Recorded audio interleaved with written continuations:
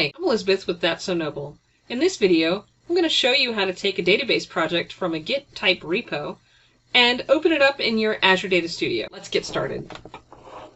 I'm first going to go over to Source Control, and I've got an option to clone a repository. So in this case, I have the option to clone from GitHub.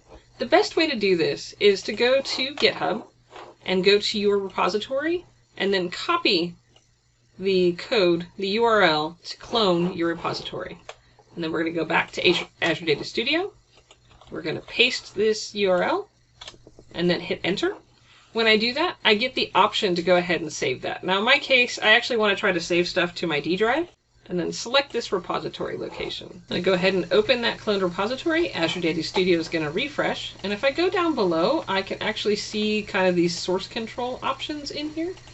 And I can change my view to see source control repositories. But that's not all. Now, because I have the database projects extension installed, I can also go to database projects and I can open an existing database project.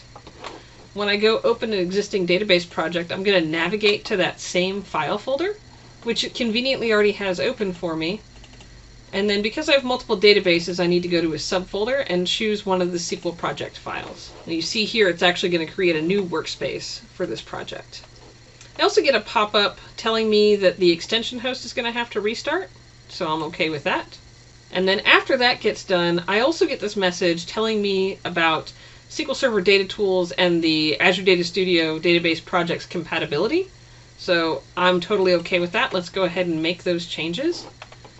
And now you can see here in the projects section, I've got budget SB for my database. And then this is actually organized by schema and then object type. So I've got my DBO schema with my stored procedures and my tables. And then my security schema, which can have things like users, logins, creating additional schemas for your database. And at this point, I'm ready to start developing inside of Azure Data Studio while also being connected to GitHub. If you like this video, feel free to leave a comment or subscribe.